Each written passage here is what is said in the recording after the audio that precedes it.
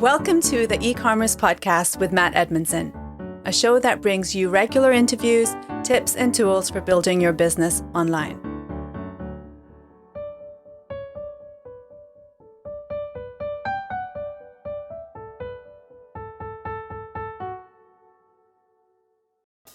Let me take just a few seconds here to tell you about my brand new e-commerce course that is perfectly designed for those of you who are looking to build your own online business, right?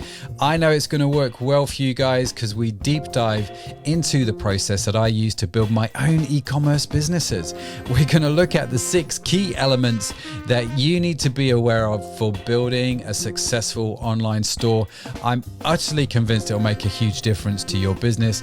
I am super proud of it, let me tell you, and it is brand new for 2020. It's called the eCommerce Masterclass.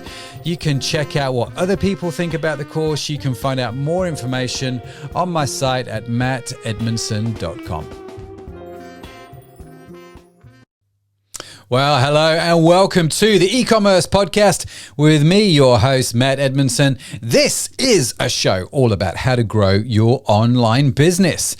Every week I get to talk to amazing people from the world of e-commerce. I get to ask them all kinds of questions about what they know and how it's going to help us develop online. It's an amazing privilege.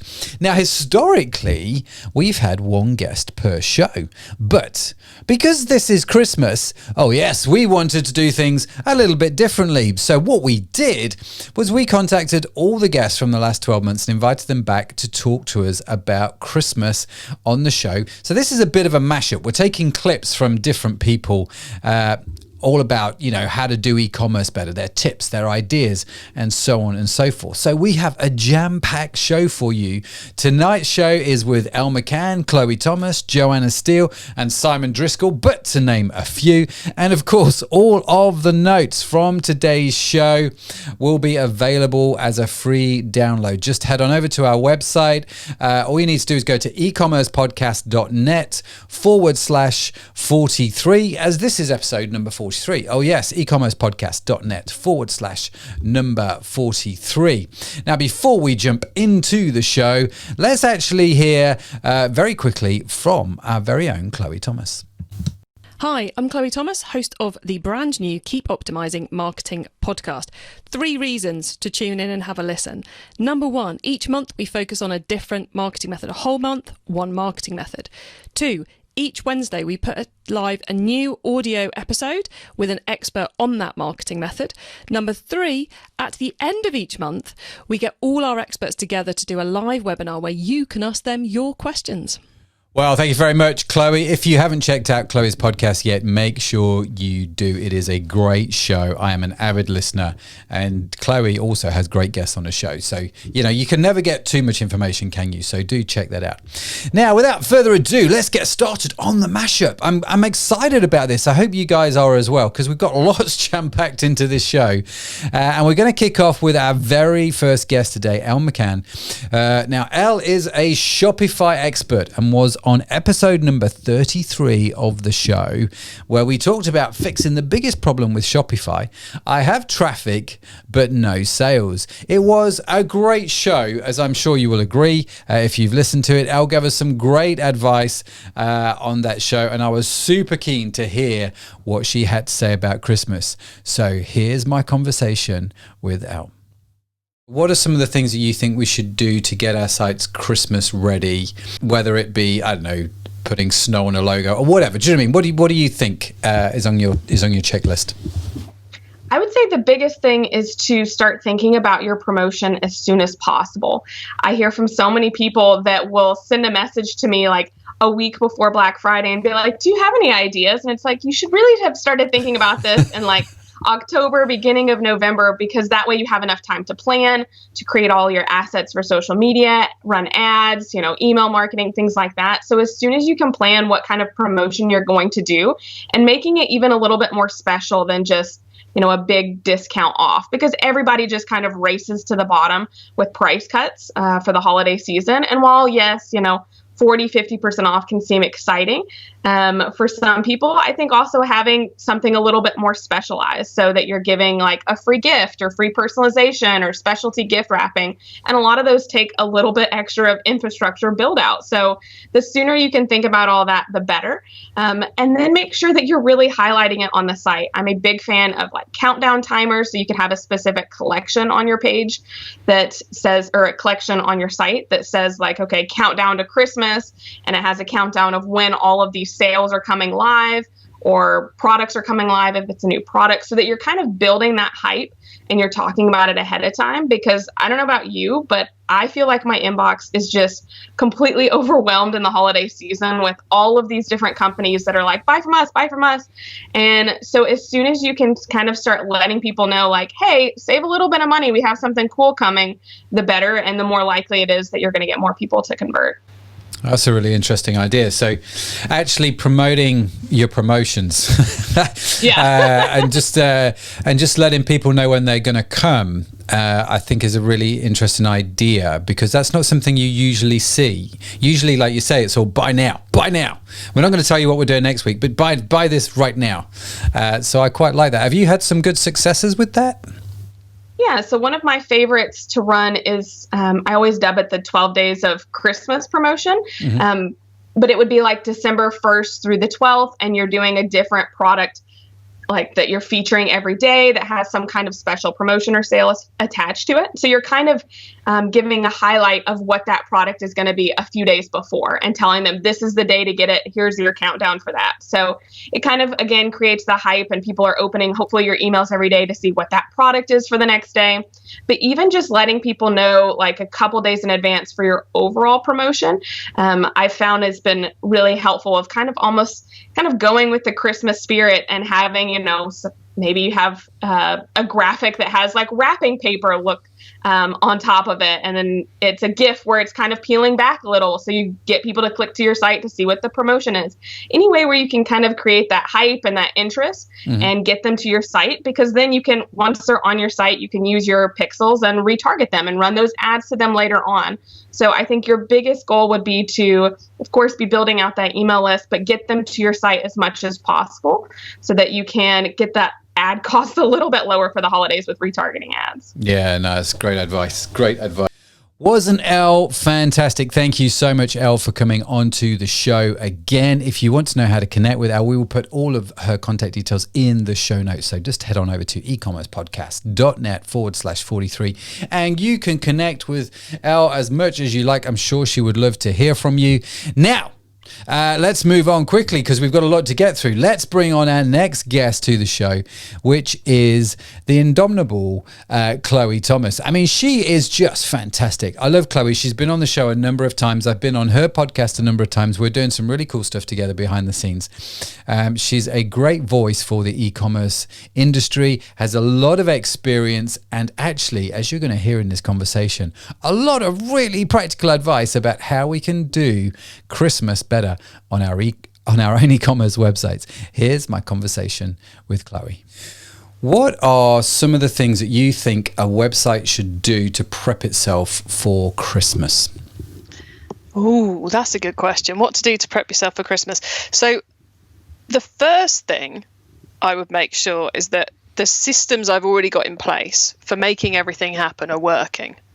Often we bumble our way through the rest of the year with a download here and an upload and a this and a that and the other, and something which just about works 90% of the time, which can be great in the off season. But when you get into peak season, that 10% that doesn't need, that goes wrong becomes an awful lot more orders, which means it's an awful lot more manual work. The same with our marketing. If we're exporting things and importing things between different platforms, there's really no excuse for it anymore. It's very easy to integrate it all if you're on the right platforms. Now, if looking at all of that, you realize that you're completely and utterly not on the right platforms, then don't try and fix that very close to Christmas. Think about that for next Christmas. But I do see that the sites that are making the biggest impact and having the greatest success at the moment are the ones with the systems in place which enable them to be flexible. So I think systems in place first, and then secondly, be ready to be flexible. So have an idea of what you're going to do, have an idea of how you're going to move things. And this in a normal year is quite important, but in a year like this year is so much more important because things are changing so rapidly. Plans are changing. Plans are changing very, very quickly. How much are we going to spend on those ads? What are we going to do? What are we going to sell? I know of one company at the moment who, after the first week of September, are probably cancelling all their TV ad spend because they haven't done anything different to last year, but the sales, because of the way consumers are at the moment, have gone so high that they're probably cancelling all TV ad spend. And that is how unpredictable this year can be. Yeah. I think that's what I do, I think. Okay. So get your systems in place and get yourself ready to be flexible. What kind of systems, what are some of the common things you see when you say get systems in place? What are some of the common ideas in your head?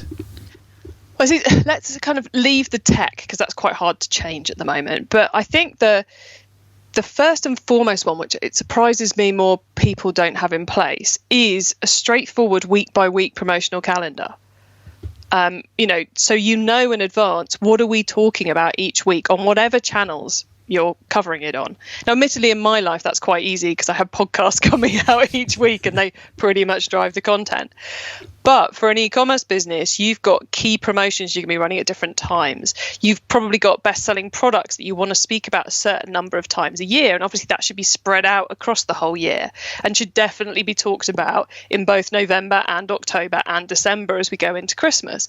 So the only way, when I find that people are, I don't know what to say, I don't know what we should talk about. And then when you sit them down in front of a printout grid that goes week by week, and you get them before they even touch that to start brainstorming what they ought to be talking about, and then they try and wedge it back into that calendar for a weekly email or a weekly social media topic, they suddenly discover, oh, I don't know how we're going to fit it all in. And over the space of an hour, you can go from I have no idea what we're going to say to, oh no, how do I fit all this in? I've got too much to talk about. And that is a very nice problem to have, because then you can start thinking about what the most powerful messages are, what's worked in the past, what works with the customers. And having that plan in place as you run into Christmas, one means as we get, I've worked Christmases in gift retailers. I've been the direct communications manager doing email and affiliates and pay-per-click and all these things in multiple gift businesses. Over the course of about 4 years, I did it before I started my agency. And back then, there was a lot less we could do because this was in the 2000s, but it was exhausting. And that creativity, even the most creative person in the world, their creative battery is really small by the time we get to December. So if you've got this idea of what you're going to say, then it just becomes so much easier, because what little creativity you've got left can be spent on copy and imagery rather than on what are we going to say? Because you've already done that work back in the summer or back when you had it. So yeah. I think a decent week-by-week promotional calendar is a very simple system, but it can be revolutionary in improving your performance. That's brilliant. That's brilliant. And I totally agree. And planning ahead of time, especially because you can tie your promotions in with your offers, which means you've got to then talk to your suppliers to make sure, actually, can we do this? Can we fulfill these orders that are going to come in? And just being aware of that ahead of time, planning how you're going to deliver those. Do you know what I mean? How are you going to get them out? So the whole thing ties together, doesn't it? So from promotion calendar all the way through to giving it to the postman to deliver. How's that going to work? Exactly, because quite often you'll have great ideas for discounts and promotions on different categories, and then you try and put them in the calendar and you suddenly realise you've got more promotions than you've got weeks to talk about them. And there's no point in running a promotion, a great discount offer or a buy one get one free or a samples offer, whatever it may be, if you can't talk about it. If you can't tell anyone you're doing it, then what was the point in all that setup and all that organisation to make it happen? So then if you've got too many, you either get to the point where you go, right, well, let's segment the database so we can do them both in a week, or actually, which one do we think is going to be the best for us? And the other one will delay and we'll do next year, or we won't do at all, potentially. If you suddenly realise it's on one of your bottom quartile selling products, so one of your quarter worst selling products, what's the point? Yep. And certainly you don't want to be giving Christmas airtime to those products. You want to be giving it to your top 25%. Yeah, totally. Yeah, it's the 80-20 rule, isn't it? Just let's go with what works over Christmas and maximize what we can deliver here. So slightly left tangent question just popped into my head. Which it may be a bit too much into the detail, but let's try it. Let's see what happens. Let's go for it. Christmas wrapping. Offer that as a service or not on your e-commerce website? Ooh, now 2 good reasons to do Christmas wrapping if you can do it. One, it's quite an easy way of increasing AOVs and increasing margin. Because you should Sorry, when you say AOV, just translate that for me. Good point. Average order value. So that should be quite often an aim is increasing the spend of your customers. So it's a good way to increase spend. It's also a great way to later on segment who's a gift buyer and who's not, because you can be pretty confident that someone who wants it gift wrapped is giving it to someone else, which is a side benefit, but it's quite nice if you're trying to do some customer persona stuff, trying to work out who's self-buying, who's giving to others. That can be quite good. Obviously, you won't catch everyone because not everyone wants to do the gift wrap thing. However, gift wrapping comes with challenges. First off, if you're going to do gift wrapping, make sure you've got a table in the warehouse set aside for wrapping. Test your customer service team or your warehouse team to find out who's actually good at wrapping, because not everybody is good at wrapping. Yep. And you don't want to devalue your product because the wrapping looks shocking. Try not to go too branded with the wrapping paper, because that may not fit with the customer, may not want to see. Yeah, I don't think they want to spend £5 for your logoed wall wrapping paper. Not even on the sellotape, people. No. As tempting as that may be, not even on the sellotape. You also, not everybody knows this, but you can buy massive rolls of wrapping paper. So we're not talking about going down to Smith's or your local stationery store and buying it up roll by roll. We're talking about big rolls like this around. So get those because it's an awful lot cheaper. And so once you've got that kind of logistical part of it sorted, bear in mind it's going to change the picking and packing piece, because you've got to take these somewhere else, get them wrapped, and then get them in. So you need quite a bit of space, I should think, to manage this effectively. And then make sure your technology can actually cope with it, because trust me, a customer who's ordered gift wrapping, who doesn't get gift wrap gifts, which they may well be sending straight to the person who's receiving them, is a very unhappy customer. Yeah, it's a really quick way to hack them off, isn't it? It is. And often with gift wrapping comes the idea of gift messages. Now, those are also quite challenging because human beings can't spell, don't have punctuation, and kind of expect you to fix all that in the meantime. So you probably need someone to prove. I'm just sorry. People who are listening to this can't see me laughing. I'm laughing because you're describing our whole gift wrap experience at Jersey Beauty Company over the years. It's hysterical. But carry on. Sorry. These are all the problems that can happen. So it's like there's a lot that can go wrong with gift wrapping. So yes, messages can be very complicated. And then the final problem which can come is, of course, because you've gone, we're doing a gift wrapping service with messages, maybe there is that heightened expectation that a pick pack note with the prices on it is not going to be in the parcel received by your loved ones. And this year with social distancing, I think there's going to be an awful lot more gifts being sent direct to the recipient. So prices of what people have spent on you in those parcels is definitely a challenge. And yeah, it's my brain is now going on to, do you offer a special return service for gift wrapped gifts? Which acknowledges the fact people, I don't know, I'm going on to a whole other level of complexity. But yeah, that's way too deep. Yeah, gift wrapping. I'm just going, should we do it? Yes or no? Yeah, let's not even go there. Gift wrapping can be a really cool thing to do. Can be very financially advantageous, but cost it right, because as you can see, there's an awful lot of complexity. There's more manpower in there. Get the cost as low as you can without doing in the brand, and be aware that these are probably the most precious parcels or the most dangerous parcels in terms of customer service problems. So yeah, the expectations are much higher with these, aren't they? And I think you do it on the knowledge that actually you've got to get these right. You can't afford to screw that up. So no, some top tips there on gift wrap. I mean, like I said, everything you've talked about we've experienced, and for me the big one is you have to have somebody who can actually gift wrap really well. Yes. Because they're so used to, when people buy gift wrap products online, they're so used to them are coming well. Do you know what I mean? You buy ready gift wrap chocolates from Thornton's or whatever. I think it's a machine that does those because it's perfect, right?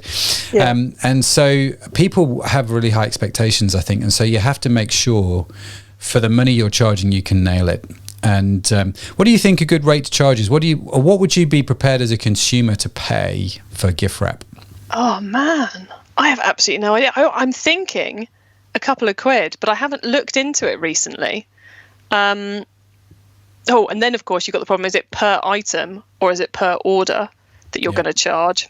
Whole other world. And that all depends on what you sell, right? So the way we've done it historically is we just gift wrap the order. Right, so the products come, they get boxed up, and we'll put them in a nice box, and we'll gift wrap that box. And in fact, I think deals with wobbly bits, doesn't it? If that makes sense, you make it nice and square, which makes the whole thing a lot quicker. Yeah. Oh yes, it does totally, especially because everything we've got is round. Yes. And so we always gift wrap the box. It made it easier. And actually, what we did was we said, right, we're going to offer clients two choices. You can have a gift box, which basically is a box with a bow on it, which takes no time to do, right? We just get them, we just buy them in. Or you can actually have it put in a gift box and then gift wrapped. And so, experimenting with prices over the years has been quite interesting with that, because the boxes will maybe cost you 70p. So you could probably charge about £2 maybe for that, £2.50 for the gift box. I think Amazon charge about £3.50 to gift wrap, and I think this seems to be a bit of a benchmark. Maybe £4.50, £5 if you've got a handwritten note with it. Do you know what I mean? That kind of if you've gone that extra mile, and I think which actually makes me think when you're saying about the two different versions, a photograph of what your gift wrapping looks like can really push people over the edge on spending it. It's not just add gift wrap with a little tick box. It's here's a picture of our high end, and here's a picture of our box. This is what it's actually going to look like when it gets to the recipient, because I think that can really put people off, thinking, well, are they just going to wrap it in brown paper and stick a bow on the top? Well, that's it. This is one of the reasons why I would struggle with gift wrap services. One is I'm a bit tight, right? So I'm going to go, there's no way I'm going to pay £5 or £6 for someone to gift wrap something for me when my 13-year-old daughter will do it for free. I just have to buy the wrapping paper and give her chocolate. That's a lot cheaper. But the key thing for me, like you say, is I have to know what it is I'm buying. And too often it is just a text line. There is no imagery with it. And you're totally right. How do I know what I'm buying? Yeah. Other than gift wrap, and gift wrap means so many things to so many different people. And like you say, I really like because your expectations on this parcel are so high as a customer, I'm going to have very high expectations of you if you're charging me £5 for gift wrap. That thing is going to come in gold leaf. Do you know what I mean? Yeah. And so I think there's kind of a mental barrier when you get to £5. £2.50 sounds like a deal. £3.50 sounds like a pretty good deal, so long as I know it's going to look good. Edging up above over a £5, it's not happening. No. I'm going to email the person and say, you've got a box coming from XYZ. Don't open it until Christmas Day. That's exactly it. That's exactly it. So I wonder actually if there's some kind of formula that I've not come across, which is take the price of your average order value, divide it by 20, and that's the maximum you should spend on gift wrap. I don't know, because... I don't know. I doubt it, because I think... I'm not sure if I was buying a couple of books for somebody, or if I was buying them, I don't know, a really nice handbag, I would expect to pay any more for gift wrap.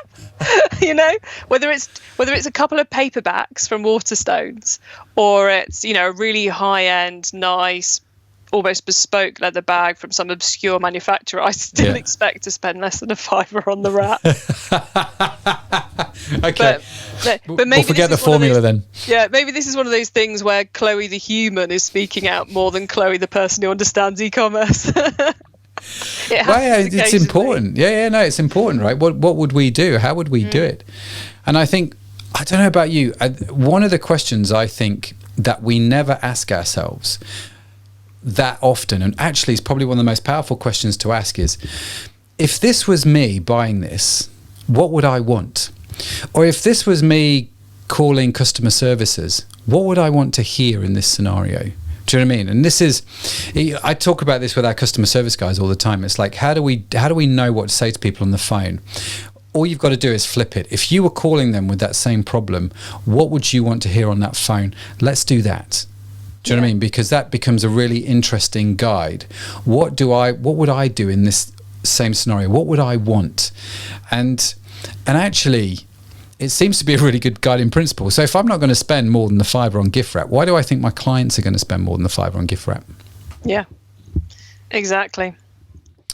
Well, Chloe is fantastic, isn't she? And we are going to get straight back into our conversation with Chloe. But before we do, a quick word from today's sponsor. Let me give a big shout out to one of our show sponsors, Kurious Digital. You know what? I love its flexibility. It's such a great platform.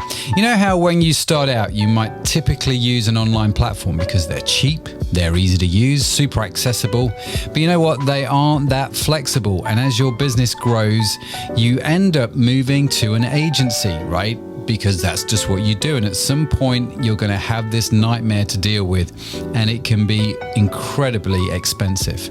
And the thing for me that I love about KD is it will grow with you. You can start out on the platform easily, and as your business grows, then KD will adapt with you. Now, I don't know of any other platform that does all of that. So if you're in the market for a new e-commerce platform, make sure you follow the links from mattedmondson.com. Take advantage of the offers that they've got for you, and let me know what you think.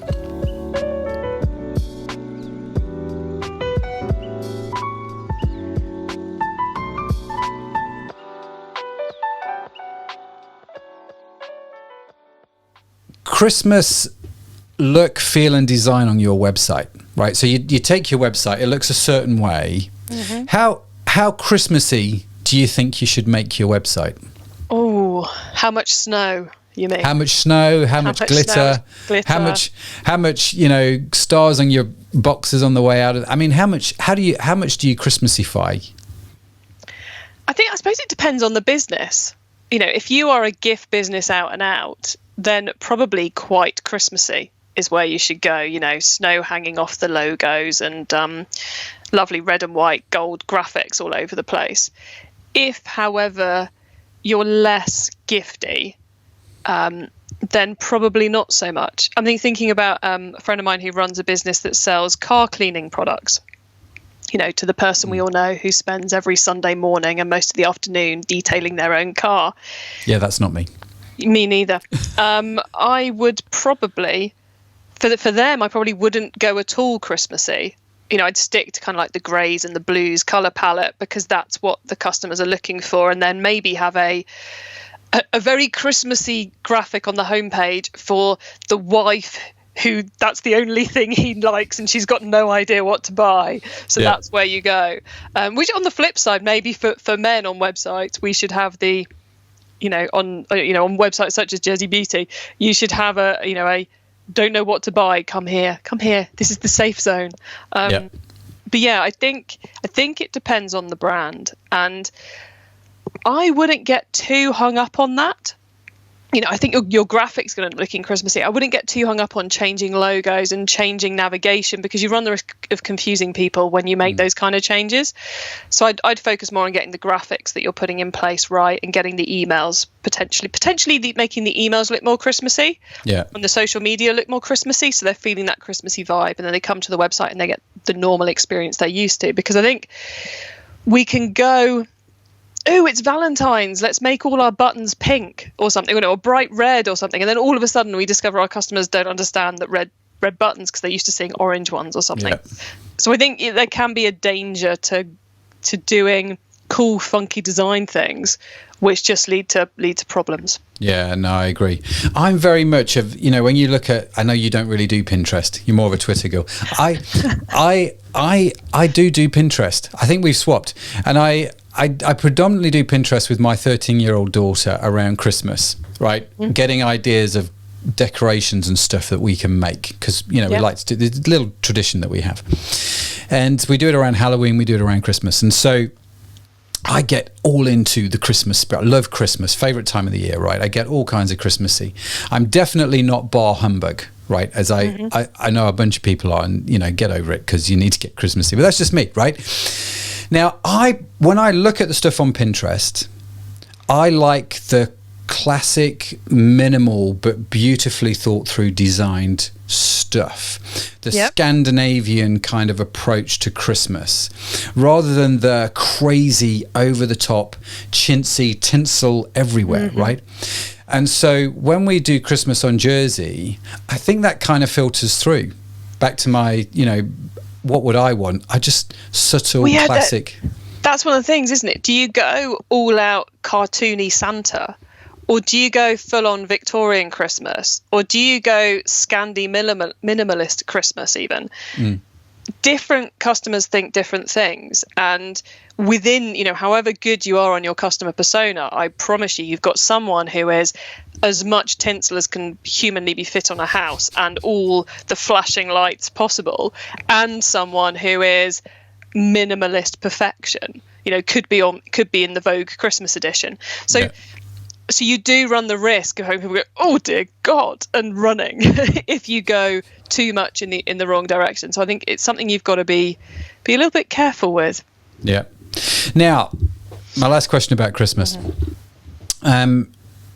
You said you talked to the classic example is, right, a guy comes to Jersey Beauty Company to buy a Christmas gift for his wife and looks at the site and goes, I have no idea, right? What do I do? So, Christmas guides, do you do them? Should I do them on Jersey Beauty Company?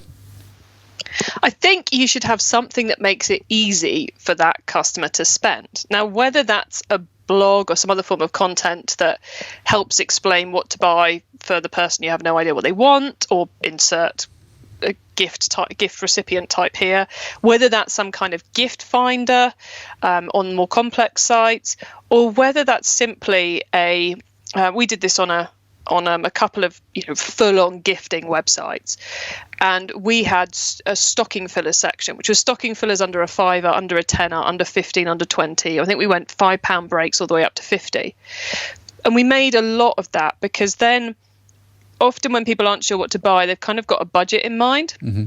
So for your business, that might be categories that have priced items that they can scroll through, or it might be creating bundles. So in the case of Jersey Beauty, the route I'd probably go down is I'd have a £20 Christmas gift set and a 30, and then maybe a £50 Christmas gift set. So you've got something which one, you can, if you're organised enough about it, you can make them up so they already look pretty earlier, going back to kind of, so you avoid some of the gift wrapping issues and some of the manpower issues, but also so you've managed the margin and you've made sure that there's something in there that the person is almost certainly going to like. And it may be that you have a couple of criteria for, there's a hair version and a face version and a body version or something. You can make them just that little bit better. And if you're getting into bundles properly, then you're going to chuck in some things which cost you almost nothing but look high value, so you can fully maximize the margin. So in the case of a beauty site, I'm thinking some kind of beauty tool, like those scrunchy things people use in the shower, which I'm sure you can buy for about 5p, but everyone's perceived value of them is more like a £5. And that just lifts the whole thing, and of course bumps it out when you've got small products which are high value.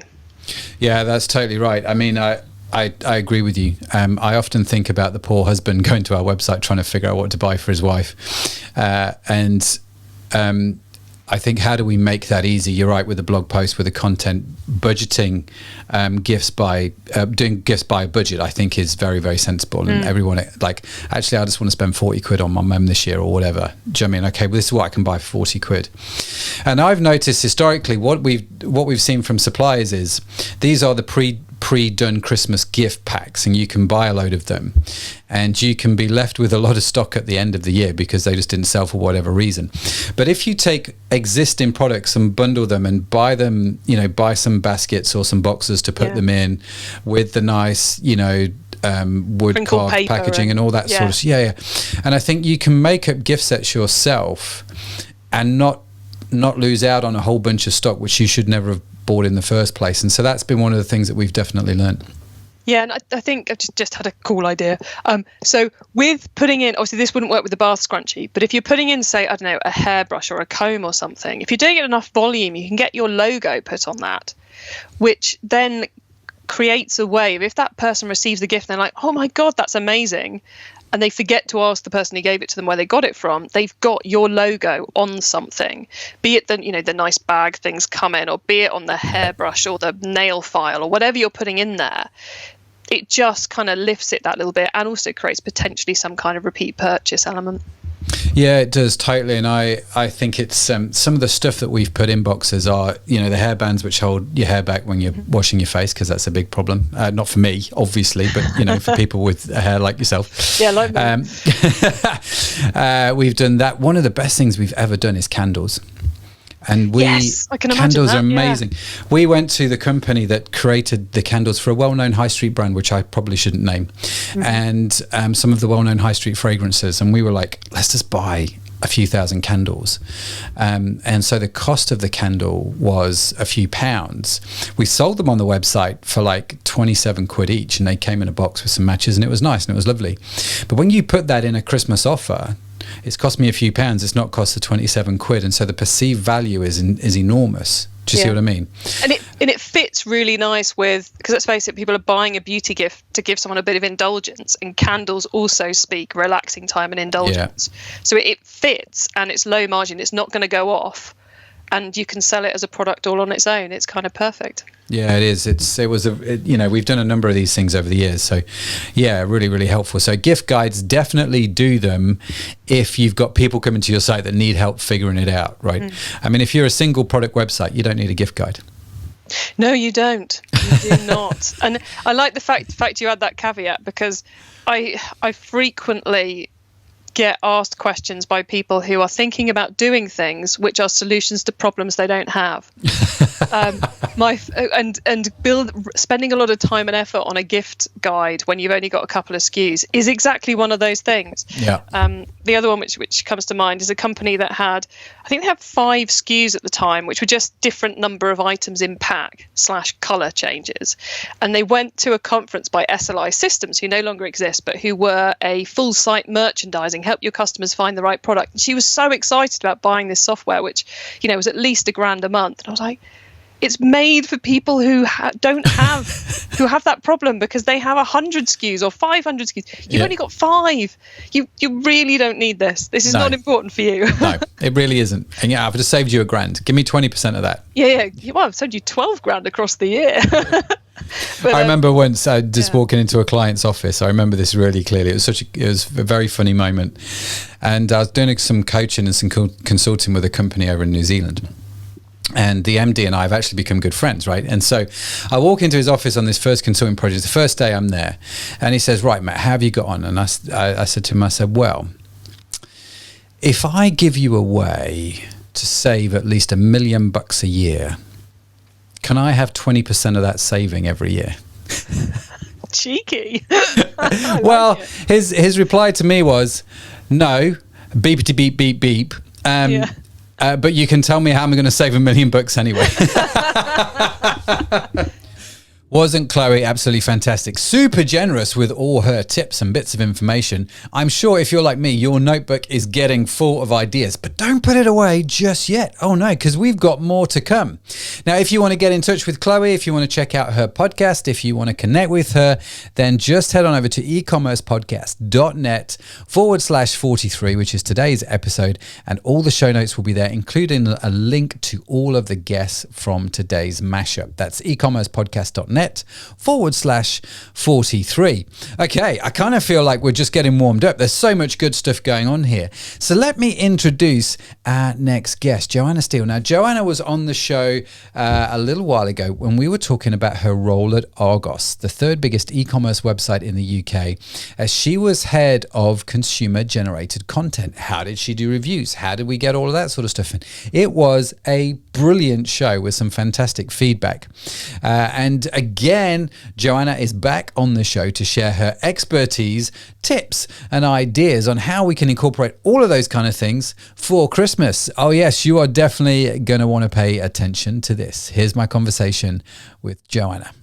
Your specialty is obviously user-generated content, but you can ask this question from whatever vantage point you feel like answering it.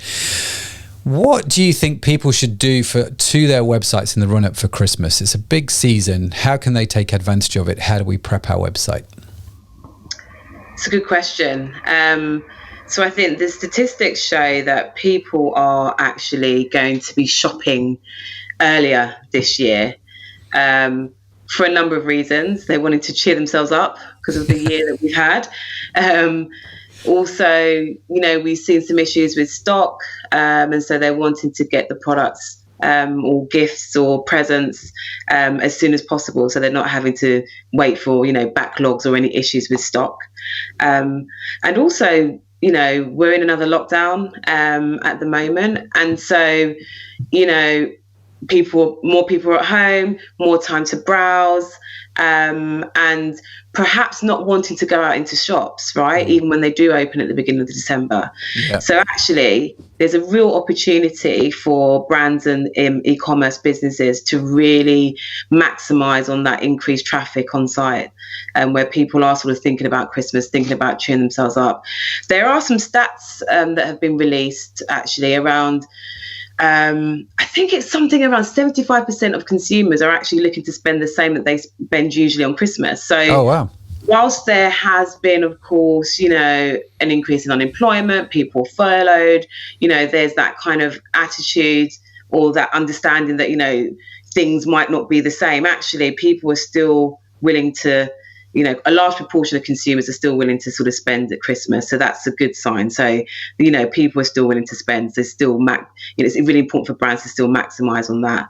And even from a sort of marketing campaign perspective, it's about being, authentic, understanding where customers are coming from at the moment, wanting to cheer ourselves up, and really sort of being authentic about the current climate in your marketing communications. I think that's really important. Yes, it's good.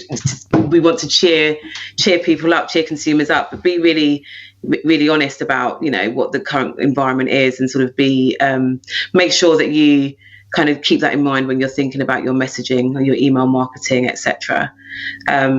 So yeah, that's kind of the playing field, I suppose, at the moment for businesses to kind of, really maximize on, as I mentioned, the increase of people who are going to be online at this time.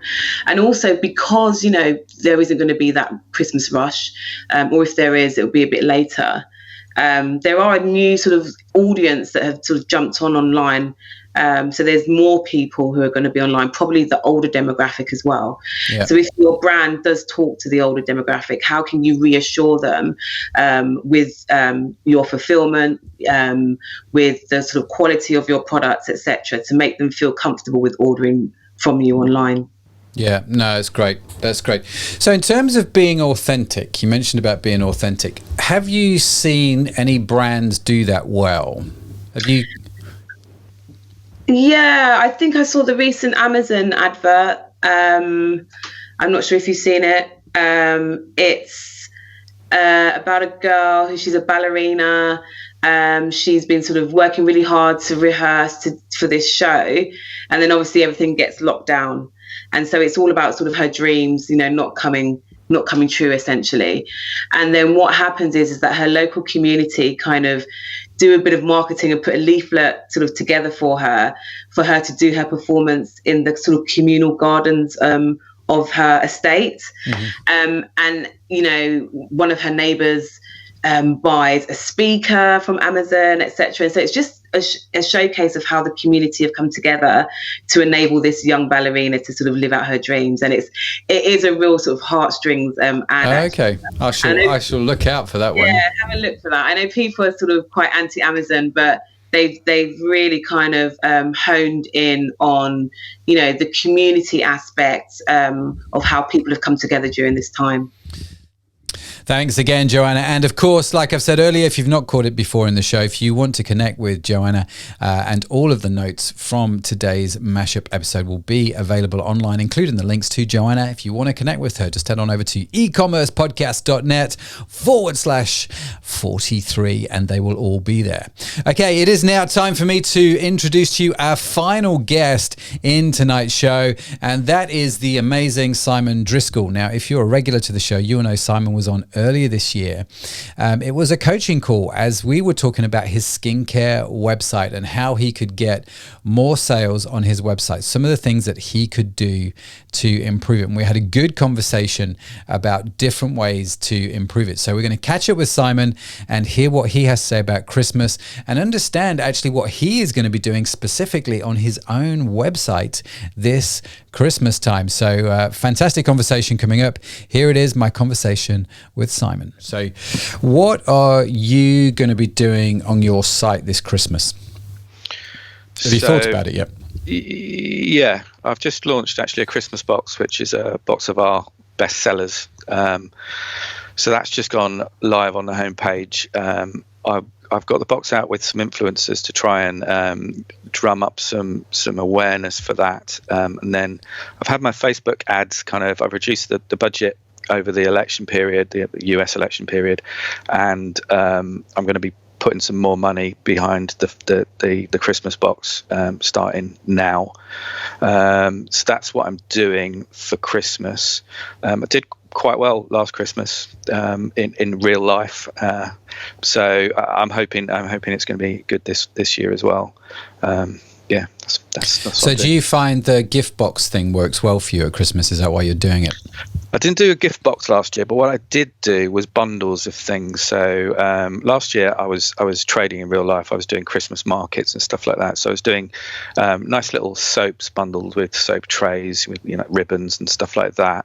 And I was every Christmas market I went to, I sold out in hours. So it was a question of not having enough stock last year. The reason behind the gift box this year is I'm trying to up my my basket size. So this gift box is £30. So that's the kind of the average order value I'm kind of going for. So that's the reason behind the gift box this year. Okay.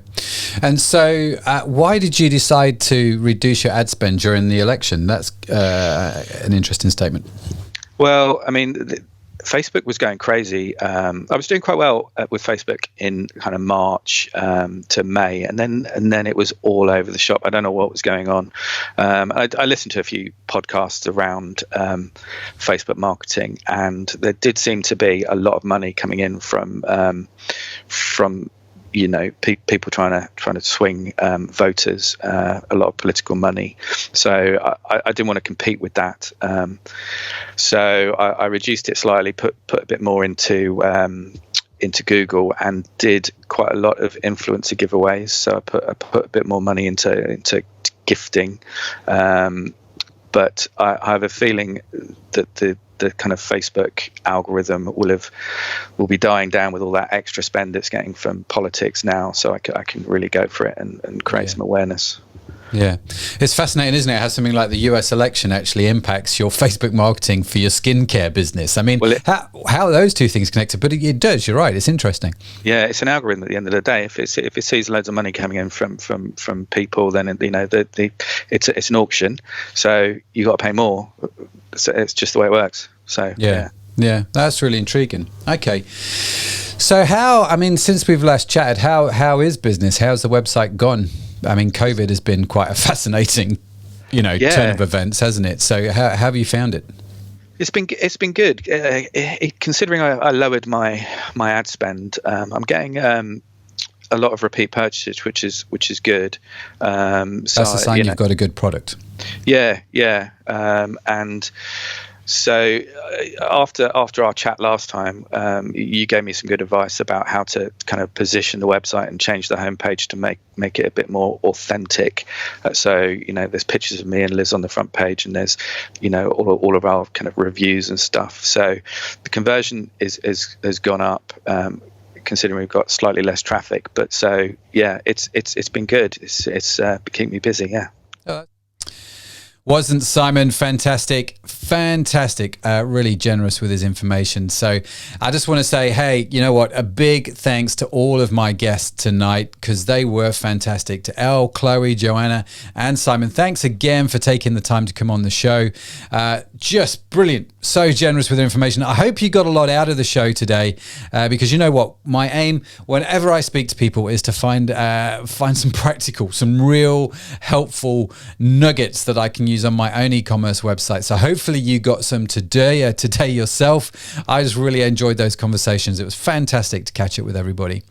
So if you did get something out of this show, I would appreciate it if you could rate this show on iTunes or share it out, or wherever you get your podcasts from. Just give us a rating, connect with us. We'd love to hear from you. Always enjoy connecting with more folks from around the world. As I said at the start, all of the notes and the links to all of the guests in today's mashup episode are available for free online at ecommercepodcast.net/43. You can head on over to there now and grab all of that information, ecommercepodcast.net/43. Thanks for listening. Make sure you come back again next time, as we have some more of these mashup episodes to go through. Oh yes, we have got some great guests in the next show. Again, talking about e-commerce, talking about Christmas, and then we're going to do mashups talking about New Year's. So we've got a lot coming on. Make sure you subscribe to the show. Stay connected with what's going on so you can learn how to grow your own online business. My name is Matt Edmondson. Thanks for listening. It's been an absolute pleasure to be with you.